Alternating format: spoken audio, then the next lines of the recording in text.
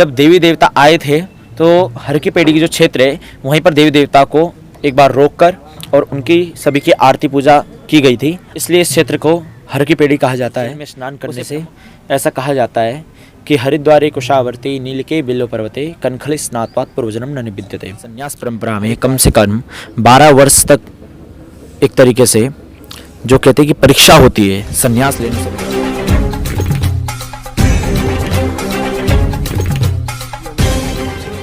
ओम नमो नारायण।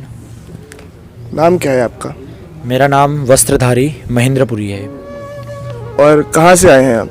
मैं जन्म स्थान मेरा उत्तराखंड क्षेत्र ही है और मैं बाल्यकाल से ही साधु सन्यासियों में रहा हूँ जी। संन्यास आपने क्यों धारण किया, उसके पीछे का कोई मुख्य कारण?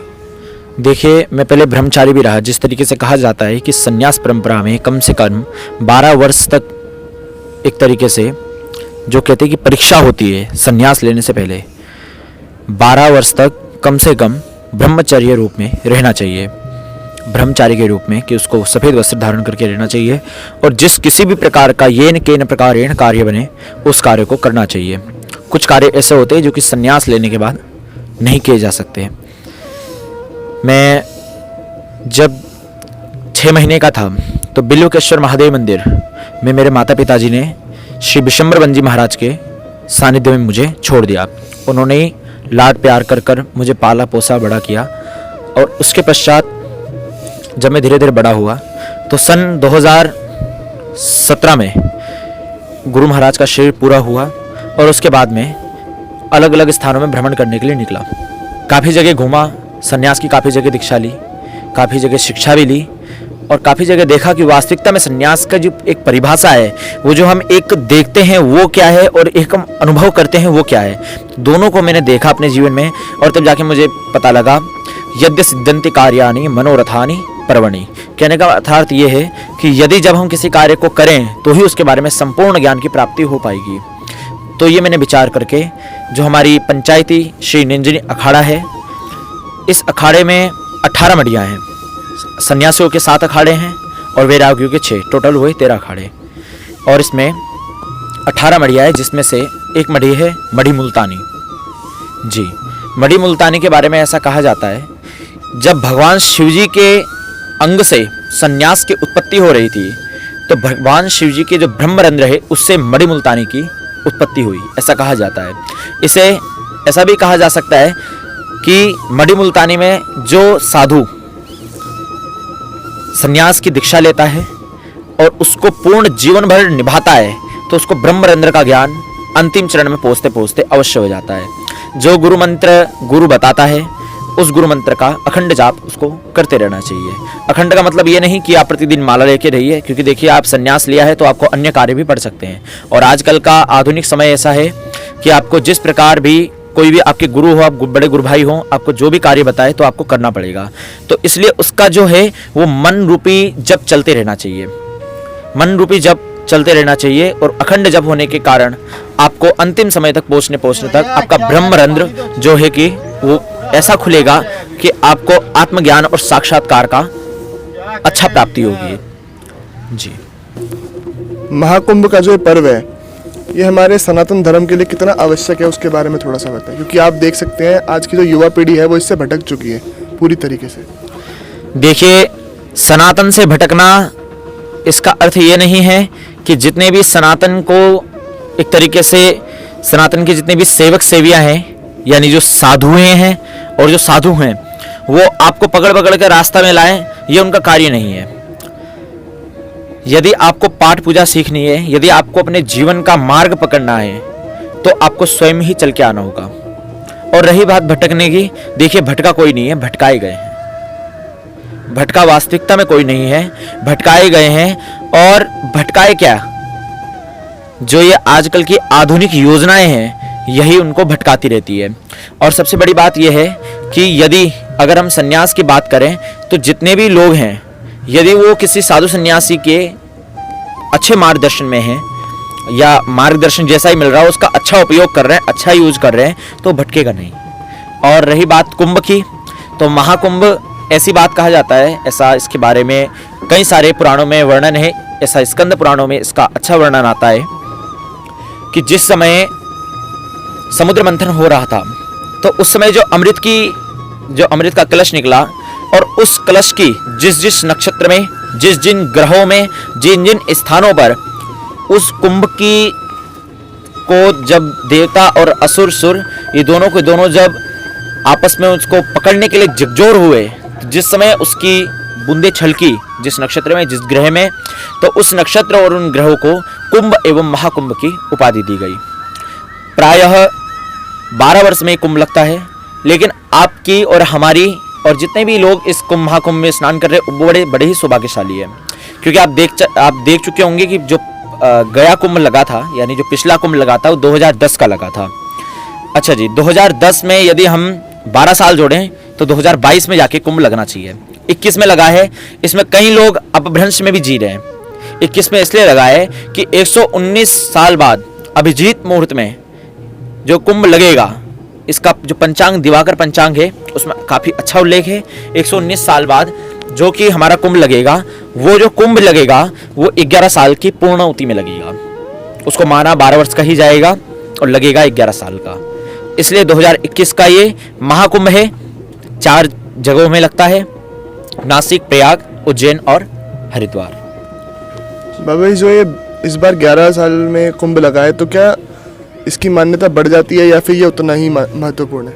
देखिए, मान्यता तो सभी कुंभों की एक समान रहती है, लेकिन 119 साल बाद जो चीज़ आएगी तो उसकी मान्यता आप स्वयं के मायने में अपनी आंखों में रख सकते हैं कि आप उसको क्या मायना देना चाहते हैं। क्योंकि कहा जाता है कि जो एक साल में होली आती, जैसे आज का होली का पर्व है, जो आप आए हैं यहाँ पे, तो हम हर एक कार्य छोड़कर सर्वप्रथम हम ये देखते हैं कि आज होली का दिन है, जो भी बुराई है उसको हम नष्ट करें। जो भी दीपावली आती तो उसमें हम कहते हैं कि जो भी हमारी बुराई है उनको हम जला दें पटाखों के साथ या होली के साथ, जो जैसा भी आपकी भावना हो। तो मेरा कहने का मतलब ये, जब हम प्रत्येक साल में आने वाली चीज़ को इतना महत्व दे सकते हैं, तो ये तो 119 साल है जो हमारी पीढ़ी दर पीढ़ी बीत चुकी है, तो आप इसको कितना महत्व रखना चाहते हैं ये आपकी समझ है। इस प्रश्न के उत्तर देने से प्रारंभ में आपको मैंने बता दिया कि आप बड़े सौभाग्यशाली है जो कि इस कुंभ में आपको स्नान करने का मौका मिला। इस कुंभ में जो प्रशासन की अभी तक की व्यवस्था है वो आपके लिए कैसी है? अच्छी है या फीकापन आपको महसूस हो रहा है इस कुंभ में? देखिए, साधु के लिए सबसे बड़ी बात है, एक तो प्रशासन ना भी हो तो भी साधु कुंभ करेगा। उस पे साधु सन्यासियों में प्रशासन का होना, ये जो एक उच्च स्तर के साधु होते हैं, जो कि महंत हो गए, कारभारी हो गए, जिनको वास्तविकता में एक सुरक्षा की आवश्यकता है, ये प्रश्न उन्हीं के लिए है सर्वप्रथम तो। और यदि ये प्रश्न मेरे से भी किया जाता है तो मैं आपको यही कहना चाहूँगा, जो हमारी अभी जो रावत जी बने हैं, एक जो नए मुख्यमंत्री बने हैं, तो उन्होंने वैसे तो सारे की सारी जो सेवाएं हैं सुचारू रूप से चालू कर रखी है। यहाँ पर सुरक्षाकर्मी, पुलिसकर्मी, आरसीबी और एनसीआर, ये सभी अपने अपने समय समय पर अपनी ड्यूटी करने आते हैं। और यहाँ पर सुबह, शाम, दोपहर तीनों समय जो पुलिस के 2 या 3 व्यक्ति जो आते हैं वो चक्कर लगा के जाते हैं।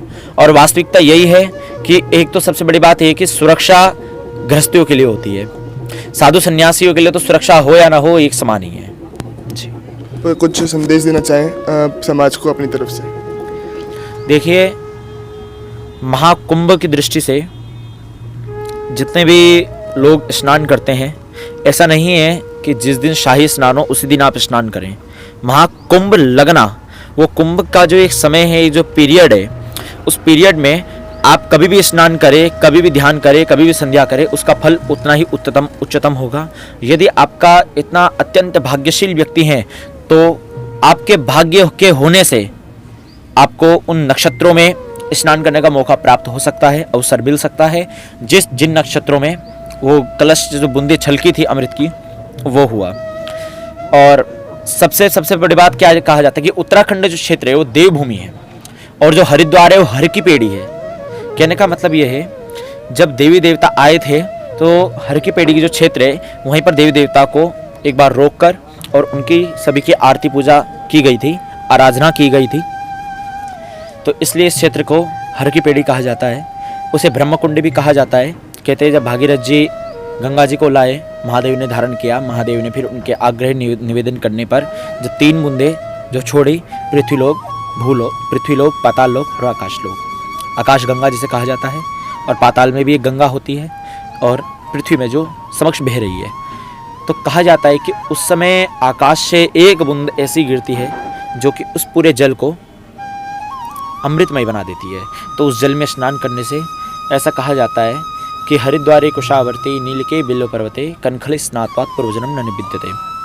हरिद्वार में कुशावर्त जो घाट है, जो ब्रह्मकुंड है वो, और नीलके बिल्व पर्वते जो नीलकंठ महादेव है उनके नीचे जो गंगा जी है, और जो चंडी देवी माता जी है उनके नीचे जो गंगा जी है। नील के बिल्वते कनखले स्नात्वात्, कनखल जी, कनखल में सती कुंड है 4, और बिल्वकेश्वर महादेव मंदिर के आगे जो गौरी कुंड है उसमें उस जल में स्नान करने से जो मकर संक्रांति की मैं बात बता रहा हूँ आपको, स्कंद पुराण में, और स्कंद पुराण के जो केदार खंड है उसमें इसका उल्लेख है। 453 पेज नंबर है, आप लोग खोलकर भी पढ़ सकते हैं। उसमें बताया जाता है हरिद्वार में कुशावर्ते नीलके बिल पर्वते कनखल स्नात्वात् पूर्वजन्म निविद्यते। ये 5 स्थान है, मैं आपको बता चुका हूँ, मैं एक बार और रिपीट करना चाहूँगा। हरिद्वार में जो कुशावर्त घाट है, नीलकंठ महादेव जी के नीचे जो गंगा जी है, और चंडी देवी माता जी के जो नीचे गंगा जी है, और सती कुंड जो कि दक्ष में है, और बिल्वकेश्वर महादेव मंदिर के आगे जो गौरी कुंड है वहाँ पर भी आप स्नान करें मध्याह्न से पहले, 12 बजे से पहले, और एक ही वस्त्र में करना है। उस स्नान को करने के बाद आप जब आते हैं घर लौटकर तो एक आपको अलग से आनंद की अनुभूति होगी। और सप्त जन्म निविद्यते, जो आपके 7 जन्म है एक तो उनसे पाप कट जाएगा, और आपको बाकी आपके कर्मों के ऊपर है वैकुंठ की प्राप्ति का उल्लेख है जी। बहुत बहुत शुक्रिया आपका हमारे से जुड़ने के लिए बाबा जी। महादेव शंभो शंकर, हर हर महादेव। वीडियो को अंत तक देखने के लिए आपका बहुत बहुत शुक्रिया। और अगर आप हरिद्वार महाकुंभ से जुड़ी और भी वीडियोस देखना चाहते हैं, और भी नागा साधु संत महात्माओं के दर्शन करना चाहते हैं, तो हमारे चैनल को सब्सक्राइब कर लें। हम मिलेंगे आपसे अगली वीडियो में, तब तक के लिए हर हर महादेव।